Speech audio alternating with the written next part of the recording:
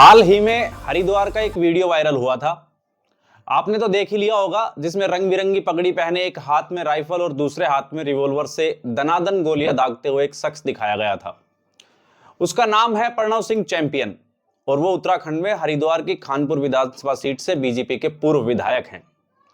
अब जिस पर फायरिंग कर रहे हैं वो वर्तमान निर्दलीय विधायक उमेश कुमार का ऑफिस है। फिर एक और वीडियो आया जिस वीडियो में उमेश कुमार भी पुलिस के सामने पिस्टल लहराते हुए प्रणव चैंपियन को ललकारते नजर आ रहे हैं। अब सवाल यह है कि एक दूसरे के खून के प्यासे क्यों हुए मौजूदा और पूर्व विधायक? क्या कोई पुरानी रंजिश है? और अगर रंजिश है तो इसकी असली वजह क्या है? और दिन दहाड़े गोलीबारी करने वालों के सामने पुलिस बेबस क्यों है? नमस्कार, मेरा नाम है कृष्णा अवतार दत्त और आप देख रहे हैं दैनिक रेडियो पर पॉलिटिकल पंचनामा। अब जैसा कि प्रणव सिंह चैंपियन खानपुर सीट पर 4 बार विधायक रहे हैं, पहलवानी के पुराने शौकीन प्रणव इस इलाके की संपन्न लंडोरा रियासत से आते हैं और खुद को राजा बताते हैं। विधायक रहते हुए भी प्रणव सिंह कई बार पब्लिक प्लेस पर फायरिंग करने और ऑफिस में डांस पार्टी करवाने के चलते चर्चा में रह चुके हैं। वहीं 2022 में बीजेपी ने खानपुर सीट से प्रणव की पत्नी देवयानी सिंह को उम्मीदवार बनाया था। उन्हें कड़ी टक्कर दे रहे थे निर्दलीय उम्मीदवार उमेश कुमार। पेशे से पत्रकार उमेश कुमार मूलतः मुजफ्फरनगर के रहने वाले हैं। यह इलाका खानपुर से खास ज्यादा दूर है नहीं। उमेश कुमार के क्रिकेटर सुरेश रैना जैसे कई बड़े लोगों से अच्छे संबंध है। उनका चुनाव निशान हेलीकॉप्टर था और चुनाव प्रचार के दौरान उमेश ने कई बार रैलियों में हेलीकॉप्टर उतारा भी। इसी समय से प्रणव और उमेश सोशल मीडिया पर एक दूसरे को लेकर बयानबाजी करने लग गए थे। प्रणव उमेश को लगातार बाहरी बताते थे। अब जब चुनाव के नतीजे आए तो प्रणव की पत्नी देवयानी तीसरे स्थान पर रही। उमेश कुमार चुनाव जीत गए। उमेश को 38,000 वोट से ज्यादा वोट मिले। वहीं बसपा के उम्मीदवार रविंदर सिंह को करीब 31,000 और देवयानी सिंह को करीब 30,000 वोट मिले। देवयानी की हार के बाद उमेश और प्रणव की चुनावी अदावत रंजिश में बदल गई। उसके बाद से ही दोनों लोग सोशल मीडिया पर एक दूसरे के खिलाफ गाली गलौज और बेहद घटिया बयानबाजी करने लग गए थे। हालांकि आज तक दोनों का आमना सामना कभी नहीं हुआ, लेकिन फिर ये अचानक ऐसा हुआ क्या कि प्रणव सिंह दिन दहाड़े गोलियां बरसाने लग गए। दरअसल 23 जनवरी को हरिद्वार में नगर निकाय के चुनाव थे। 25 जनवरी को नतीजे आए तो रुड़की नगर निगम के मेयर पद के लिए उमेश की समर्थित उम्मीदवार श्रेष्ठा राणा की हार हुई और प्रणव बीजेपी की उम्मीदवार अनीता अग्रवाल के लिए मेहनत कर रहे थे, जो कि जीत गई। इसके बाद ही यह सब कुछ शुरू हुआ था। और यह हुआ किस तरीके से? ये पहले 25 जनवरी की शाम को सोशल मीडिया पर प्रणव सिंह ने उमेश को लेकर अपमानजनक पोस्ट लिखी और लाइव वीडियो में गाली गलौज की। फिर जब उमेश को इस बारे में पता चला तो रात करीब 11 बजे वह अपने कुछ लोगों के साथ लंडोरा में प्रणव के घर के बाहर पहुंचे। वहीं से एक लाइव वीडियो शुरू किया और प्रणव कुमार को बाहर निकलने की चुनौती दी। अब रात में प्रणव बाहर नहीं आए, हो सकता है कि वे देहरादून वाले अपने घर पर गए हों। अगले दिन 26 जनवरी की शाम 4 बजे 3 गाड़ियों से उमेश के कैंप ऑफिस पहुंचकर प्रणव ने ऑफिस पर हमला कर दिया। प्रणव सिंह और उनके कई लोग वहां जाकर तकरीबन 50 राउंड फायरिंग करते हैं, गाली गलौज करते हैं और ऑफिस में तोड़फोड़ भी करते हैं। अब उस समय उमेश ऑफिस में ही मौजूद था, लेकिन वह पुलिस के आने के बाद बाहर निकला। उसके भी हाथ में पिस्तौल थी। हालांकि पुलिस कर्मियों ने उसे रोक लिया था, लेकिन तब तक प्रणव और उसके लोग गाड़ी से मौके से चले गए थे। फिर कुछ देर बाद प्रणव ने उमेश के ऑफिस पर हमले और फायरिंग का वीडियो अपने फेसबुक अकाउंट पर खुद शेयर किया।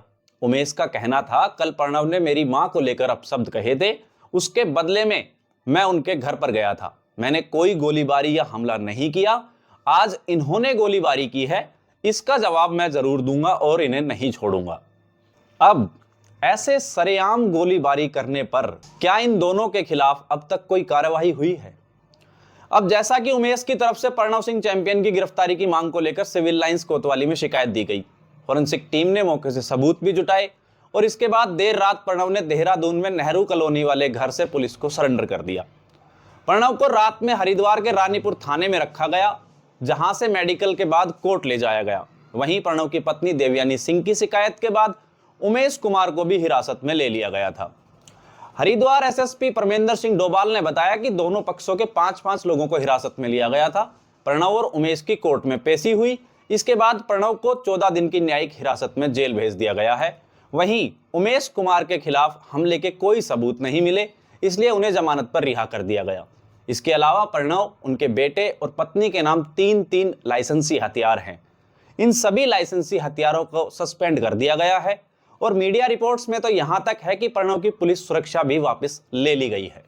तो अब किन धाराओं में मुकदमा दर्ज हुआ है और उनमें सजा क्या क्या हो सकती है? देखिए, प्रणव सिंह के खिलाफ दर्ज एफआईआर में भारतीय न्याय संहिता यानी बीएनएस की धारा 109 हत्या का प्रयास, 191(2) और 191(3) यानी जानलेवा हथियार लेकर दंगा भड़काना, 333 किसी के घर में घुसकर हमला करना जैसी गंभीर धाराओं में मामला दर्ज किया गया है।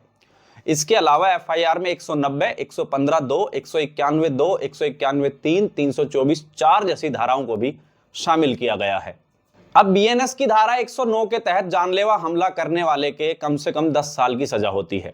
अगर गोलीबारी में कोई घायल हुआ है तो यह सजा उम्र कैद में भी तब्दील हो सकती है। इसके अलावा अन्य कई धाराएं लगाई गई है जिनके तहत 2 साल से लेकर 7 साल तक की कैद की सजा हो सकती है।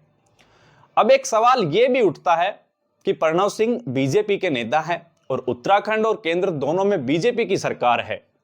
ऐसे में पार्टी प्रणव सिंह पर क्या एक्शन लेगी?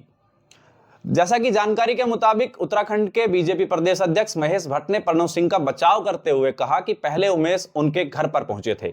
अगर प्रणव सिंह ने उनके लिए अभद्र भाषा का इस्तेमाल किया था तो उन्हें पुलिस में शिकायत दर्ज करवानी चाहिए थी। अभी प्रणव पुलिस की हिरासत में है, पार्टी उनसे आमने सामने बात करेगी, इससे पहले कोई निर्णय नहीं लिया जाएगा। तो अब एक आखिरी सवाल है, इस तरह की घटना से उत्तराखंड की राजनीति पर क्या फर्क पड़ेगा?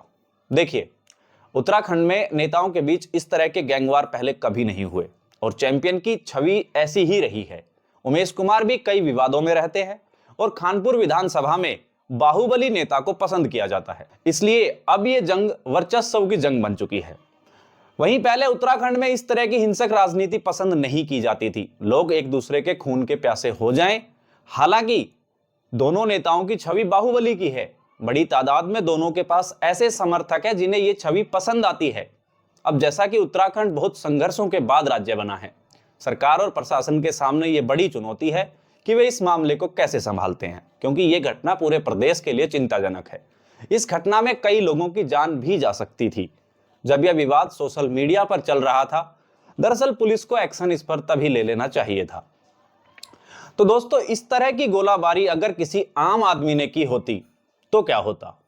आप इस सवाल का जवाब हमें कमेंट बॉक्स में बता सकते हैं। तो ये थी आज की वीडियो जिसमें देखा कि जनता जिन्हें अपने क्षेत्र से चुनकर विधानसभा भेजती है और जब वो लोग इस तरह के कृत्य करते हैं तो जनता पर क्या गुजरती होगी। तो ये था आज का पॉलिटिकल पंचनामा। अगर आपको ये वीडियो पसंद आई हो तो वीडियो को लाइक करें, कमेंट करें और चैनल को सब्सक्राइब करना ना भूलें। मिलते हैं अगली वीडियो में एक नए बहुचर्चित मुद्दे के साथ। तब तक के लिए नमस्कार, धन्यवाद।